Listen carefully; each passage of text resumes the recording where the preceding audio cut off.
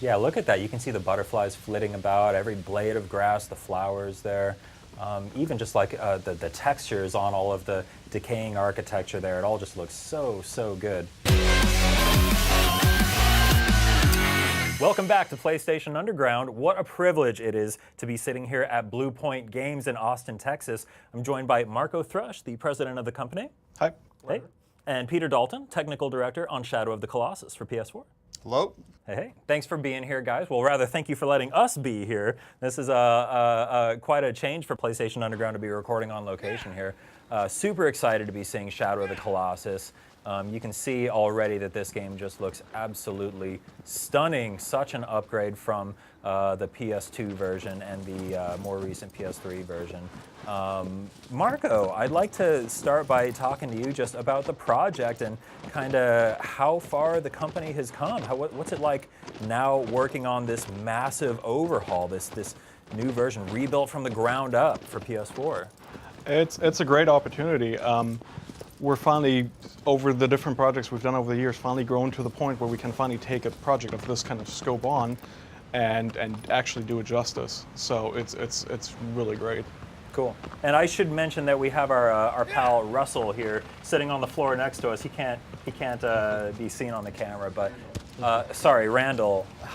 Yeah, Randall is here. He's playing the game for us. He's piloting. Whatever you call me is fine, just don't call me Shirley. Don't call you Shirley.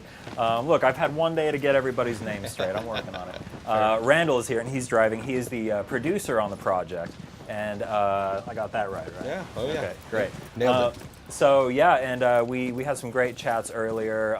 He's going to carry us forward to victory with no deaths, no stumbles whatsoever. I'm going to make this game look absolutely perfect, Flawless which it already gameplay. does. Peter, I'd like to talk a little bit about the technical side, and I think that you're a good person to talk about that. This game is quite an upgrade from the original PS2 version of Shadow of the Colossus. How did we get from there to here? You know, I think it's been a lot of fun, and when we had the opportunity to remaster the original for the PS3, it was much more of just bringing up textures and resolutions on a few things. And we've gone to the point now where we are basically remaking every single asset in the game.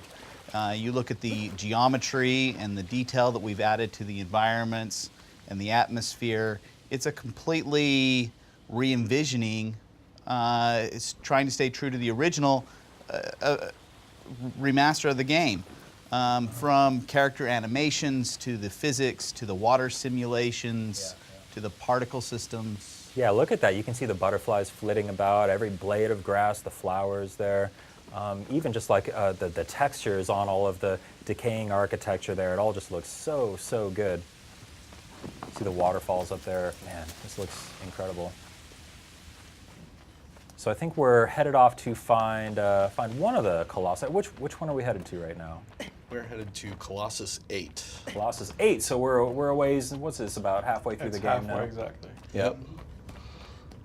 Cool. I will shamefully admit that I didn't make it this far when I played the game back on PS2. So I'm really looking forward to being able to experience this for myself and finally resolve one of my greatest gaming shames of never having finished Shadow of the Colossus. Well, okay, we're glad to give you that opportunity.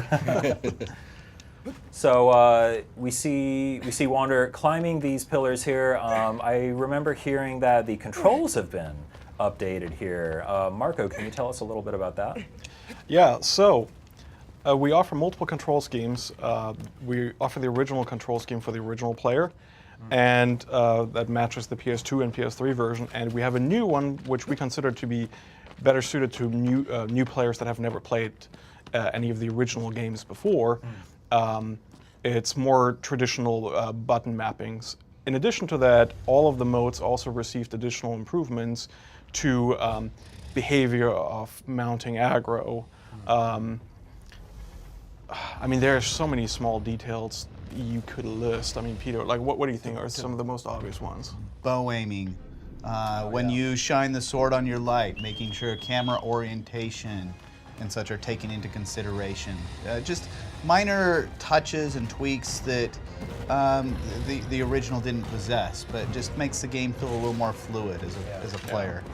There's a lot of animation improvements done to the player package too, to get rid of pops and harsh transitions between animation and motions. Yeah. How tempting was it to go in and further simplify the controls or add more modern niceties like being able to move around while aiming the bow and things like that? So, any of the changes you pretty much just listed would be changes that would dramatically affect the way the game played.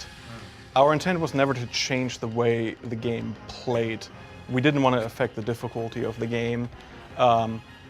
Ideas such as removing a grip meter or allowing you to aim while move while aiming the bow, to us would have been like those were actually items specifically we discussed, but there were items that we discounted because they would just change the way you play the game too much, and we didn't want to affect original players of the game to that kind of degree.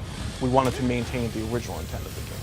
I think a great example is if you look at modern games these days, you can run and climb and grab onto walls and parkour with little thought, with just directional input on the joystick. One of the key aspects of this game is actually like holding R2 in order to hold and grip, and that sense of tension that brings. And to simplify and remove that would really lose an important essence of the original game. Yeah, absolutely. I mean, I'm sure that there are some out there who would call you blasphemers for changing the game at all, right? Where do you draw the line? It's pretty difficult. There's no way you can attempt a project of this scope and not make somebody unhappy. Sure. We're trying to do our best to minimize the people we do make unhappy by providing choices, like, for example, the classic mode for the controls. Well, I feel like this is going to make a lot of people very happy. Yes, I hope so, right? A lot of people seem to be happy about it already from what we've seen. The game was only just revealed at E3, I think it was, right? It was at E3, And yeah. we're already so close to seeing a final product here. Oof. It's okay. You got this. You got this. You're good. You're good. Oh man, I'm getting caught up in this Colossus battle. Oh my goodness. I love the way that the symbols on the Colossus light wander when he's on top of them. Yeah, it's the little touches. I mean, like the glowing legs themselves, they light up the environment too. Yeah, yeah. Oh wow. So that's the kind of stuff that you don't really like until you actually bring the game up on a PS4 and improve the quality of the graphics. A lot of those kind of details are things that just naturally are obvious that they're lacking. Sure. You play the game and it's like, man, it looks really weird that there's this bright glowing thing, but there's no light coming from it. Yeah, yeah. So there's a lot of small touches that were things we didn't actually originally even think about that you had to actually get to the point of the game looking to this level to be able to even realize the things that were missing. Yeah, well, I think that was even the reveal trailer at E3. That was maybe the most goosebump inducing moment, was that final shot of the panning camera around with him lit by the symbol, and then that final stab, and then the cut to black. Oh man, I'm getting goosebumps just thinking about it. It's so good, getting tingly. Tell me a little bit more about some of the other technical improvements. Let's talk about the PS4 Pro features. We're actually playing this on PS4 Pro right now. We're seeing this game running at a 4K resolution. This is a cinematic mode, I believe it's called. This is our cinematic mode that we offer. We did a lot of evaluations looking at different 4K rendering techniques. And we found that given the atmosphere of this game and the softness that the game's trying to bring in the mood, we implemented a 440p temporal alias. What? 1440, I'm sorry. All over the place. Temporal aliasing. Temporal aliasing, upsampling, and so that gives it a much nicer feel, and and really helps with the image quality at the end. Temporal aliasing. I feel like I heard that term thrown around when we were hearing about Ratchet and Clank. They used something similar, didn't they? They did. Our technique for 4K rendering is very similar to the Ratchet and Clank method. Yeah. And it's a temporal super sampling is essentially what it is in this case. Well, it looks absolutely stunning. There's also a performance mode. What does that entail? So performance mode allows us to hit a targeted 60 FPS mode. Oh, okay. It allows you to have greater, it just feels a little bit smoother for the gaming purists that can appreciate an increased frame rate, can appreciate the extra motion fidelity and stuff that you get when you're battling the Colossi. And so it's just a little extra punch to put the cherry on top. Does it feel weird playing this game at a higher frame rate, or does that? Because I feel like this was, so many people remember this game in its original form, and obviously there's the, cinematic mode, which is kind of the, most beautiful way to play it. But To me, I think it depends on the person you ask, which is exactly the reason why we actually give you the option to play either at the original frame rate targeting 30 or the new frame rate at the higher performance mode targeting 60, because some people will always prefer running at 30 FPS. Sure. If you give them 60 FPS, they will be unhappy. Then there's other people, you only give them 30 and they want 60. We give them the best of both worlds. Like, we have other options in the game for the exact same reason, being able to adjust the intensity of motion blur. Some people like motion blur, some people don't. So we always try to give people the choice. Cool. So how much bigger of a project is this than when you remastered the game for PS3?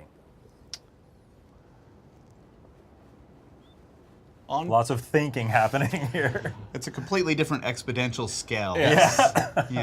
It's, The original project was done with 2 QA internal on our end. We had, majority of the team was programmers, and we had 1 artist touching up some textures. And this is And on obviously this just team, completely rebuilt. It's completely rebuilt from scratch. Every single asset, high-res scopes created, normal maps baked down, PBR textures created, Man, yeah. So how? animation, physics system, animations updated, Oh, wow. water sims. brand new particle systems created for every single particle effect. New particle systems added. Yeah, but obviously you want it to evoke the same feeling of the original game. You don't want it to feel different. You want it to feel the same, but better. Like, it's such a weird, fine line you guys have to walk. You want to take the original game and pretend that this team existed now, making this game for the PS4. Like, what would they have done? Yeah, yeah.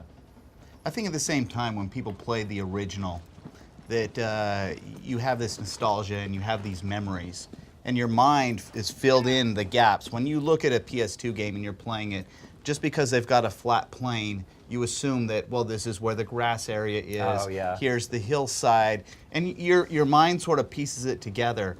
With the level of fidelity of graphics that we're hitting today, you can't just assume the player will make it up or piece in the gaps by themselves. And now it's our ability to go through and actually expose that and actually bring it to life. Cool. So now we're wandering around the plains here. So we did see that was the 8th Colossus that we wrapped up there. I think that was, yeah. Nice work on that, Randall. Thank you very much. So yeah, that is Shadow of the Colossus on PS4, running on a PS4 Pro in the beautiful new cinematic mode.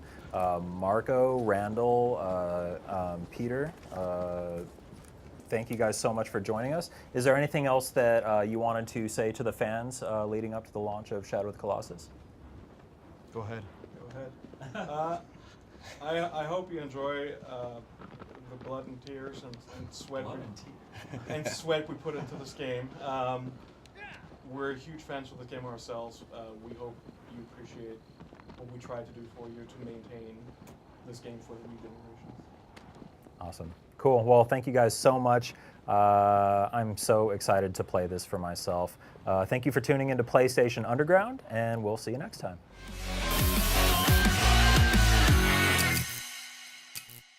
PlayStation